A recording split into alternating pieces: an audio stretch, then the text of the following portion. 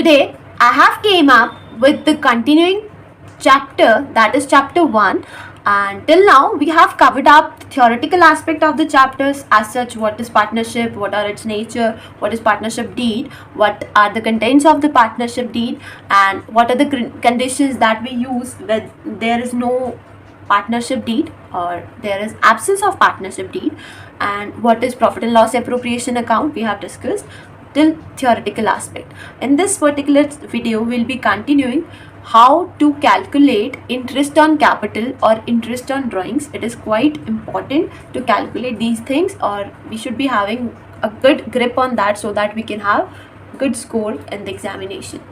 So firstly I'll be telling about how to calculate interest on capital and interest on drawings, and then we'll be proceeding to the practical question of profit and loss appropriation account. We'll have a practical session on that, how we prepare profit and loss appropriation account according to the given question, and I'll also be providing some of the important contents of the profit and loss appropriation that would act as a summary for you. So watch till the end or stay connected with the channel for more such videos. These videos will be quite helpful for the board students and for undergraduate students and postgraduate students. Can also refer to my videos to have a good hand on practical questions as well. I have already discussed the meaning of interest on capital in my previous video. You can check out from there, or I'll provide the link in the description. You can check out. So moving on to the practical session only. Here we have a question. It is from DK Goel, and we'll continue this. We'll solve out this question and we'll be able to get how to calculate interest on capital from very scratch. It's a very simple approach to calculate the interest on capital. As such the capitals of the firm are given. Suppose आपको capitals provided होंगे कि A और B partners हैं और वो capital firm में लेके आए हैं. Suppose A has brought 5 lakhs and B has bought 6 lakh of capital. Now you have to calculate the interest which is given in the partnership deed, that is 10%. Simply you can calculate कि 5 लाख का 10% क्या होगा. It would be 50,000 and similarly इसी method से it would be 60,000. It is quite easy for the students to calculate this thing, but it becomes little bit typical, very little bit typical. Some additional capital is brought to the firm or some from the firm. So the main problem arises with that. Some students found it a little bit complex. So let's check out the question and solve out the problem.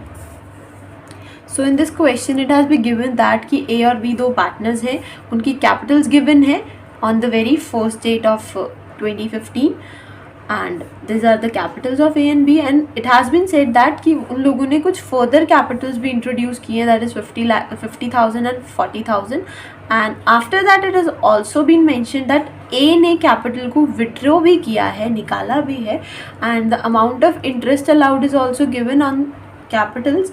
So let's find out the interest on capital. One important thing that every student should remember कि हम interest on capital जब भी calculate करते हैं तो सिर्फ उतनी capital का ही interest calculate करेंगे जितनी firm में आई है, और उतने time के लिए calculate करेंगे जितने time के लिए वो capital firm में रही है. हम ऐसे whole year का, क्योंकि हमें जो interest given होता है it has been given at per annum कि हम ईयरली बेसिस पे इतना इंटरेस्ट पे कर रहे हैं. बट अगर कुछ अमाउंट ऑफ कैपिटल जो लिमिटेड टाइम पीरियड के लिए, सपोज 1 मंथ 2 मंथ 3 मंथ्स के लिए सिर्फ हमारी फर्म में रही है, तो हम उस पर्टिकुलरली उतने ही पीरियड का, उतने ही ड्यूरेशन का इंटरेस्ट पे करते हैं. हम for the whole of the year pay नहीं करते हैं.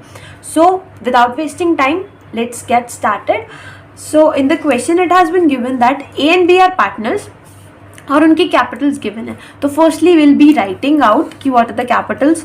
Firstly A and B are the 2 parties और 2 partners.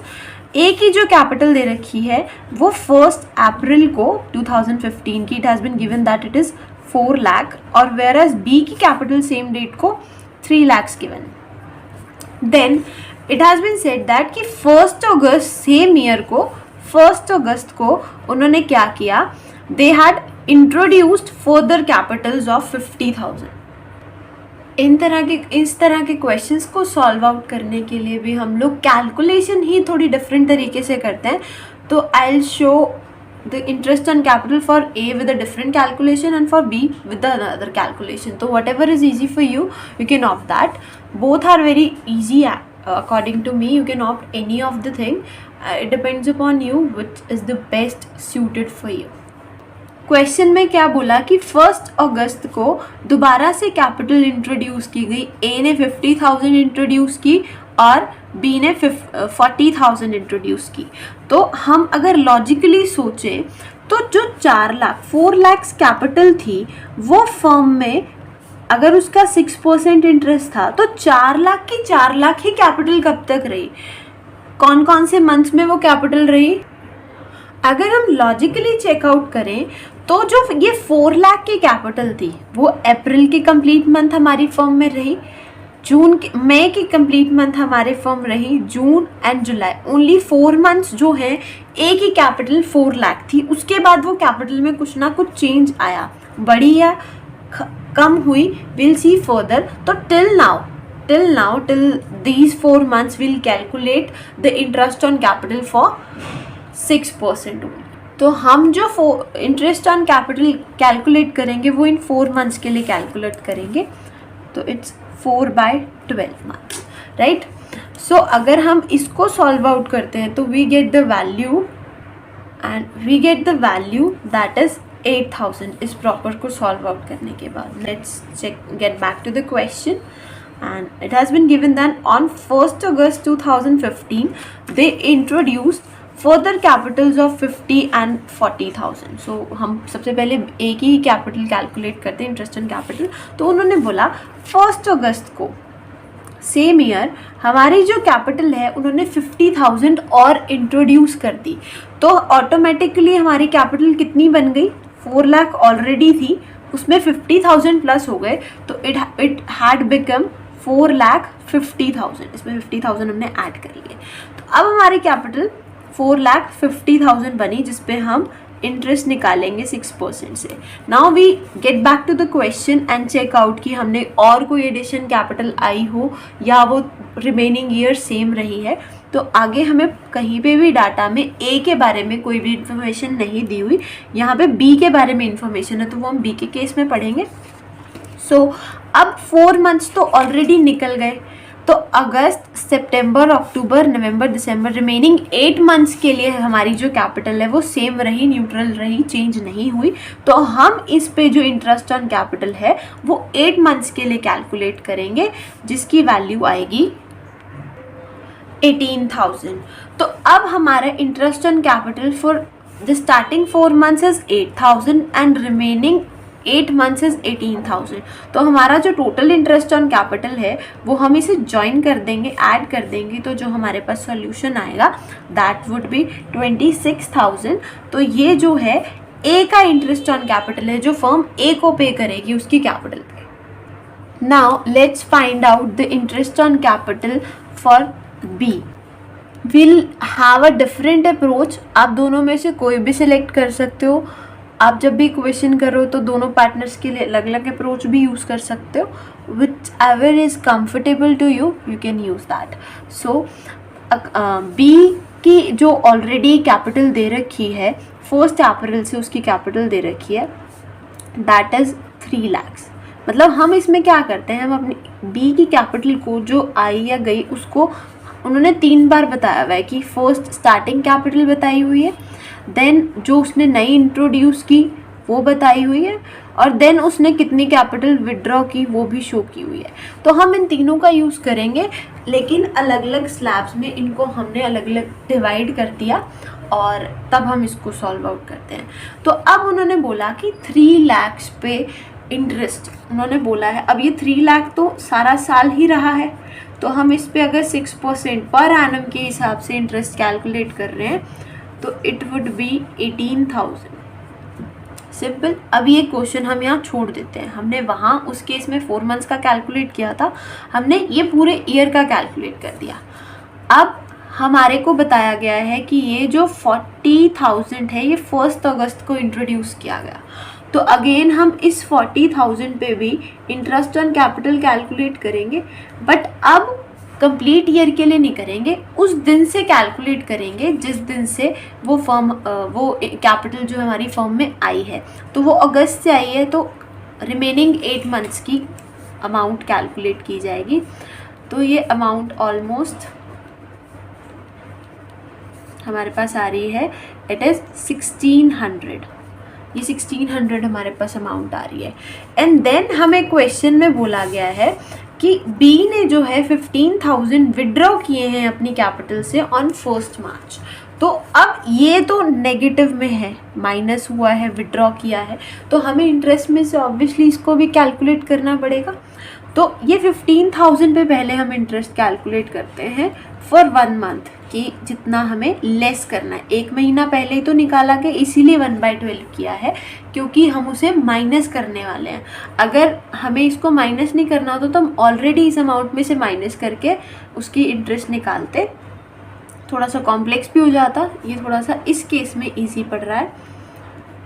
It's the value is about 75। तो हमारे पास ये तीनों values I.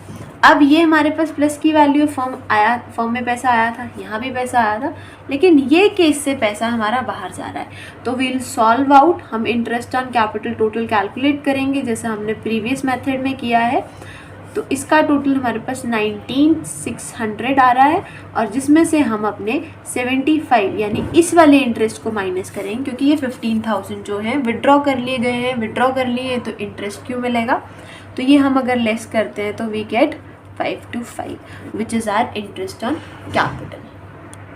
I hope you people understood the topic really well. Now moving on to the next thing, that is interest on drawings.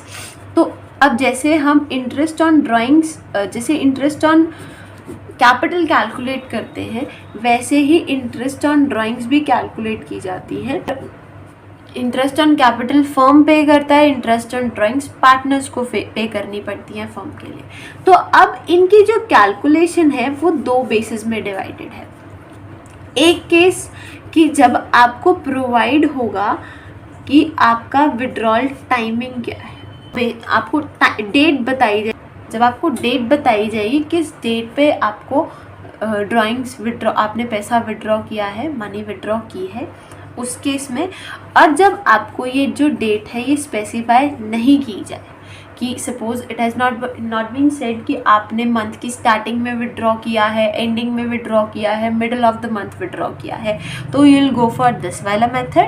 And if it has been specified कि आपने beginning में, month की, quarter की beginning में, या कब वैसा withdraw किया है, वो पीरियड स्पेसिफाई कर रहे हैं, तो you will go with this method. तो let's check out this method first.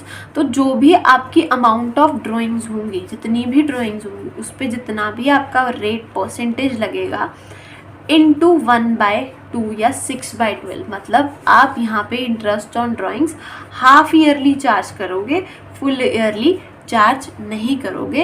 And जब आपको डेट या टाइम प्रोवाइडेड हो, वो आपके पास बहुत सारा फॉर्मूला होता है उसमें, वो फॉर्मूलाज भी मैं आपको बनाने सिखाऊंगी। And hope you understood it well. Let's check out a very quick example of this method. कि suppose it has been given that firm जो है 8,000, एक पार्टनर जो है 8,000 रुपीज़ विड्रॉ कर रहा है फर्म से, and it has not been specified कि उसने कब किए, कैसे किए, कुछ नहीं। टोटल जो उसके पर ईयर की ड्राइंग्स थी वो 8,000 थी, वो ये इतनी स्पेसिफाइड है। और पार्टनरशिप डीड कहती है कि हम लोग 10% इंटरेस्ट चार्ज करेंगे ड्राइंग्स पे। तो ऑब्वियसली जब हमें टाइम गिवन नहीं होगा तो हम उसको हाफ ईयरली चार्ज करेंगे, जो कि हमारी अमाउंट बनेगी 1/2 400। तो 400 rupees, 400 would be the interest on drawing. That's it for this video. I hope you understood it well, and we'll be continuing this part of interest on drawings in upcoming video. And so stay connected, and if you guys have any doubt, you can put your query in the comment section. We'll answer the query as soon as possible. Thank you.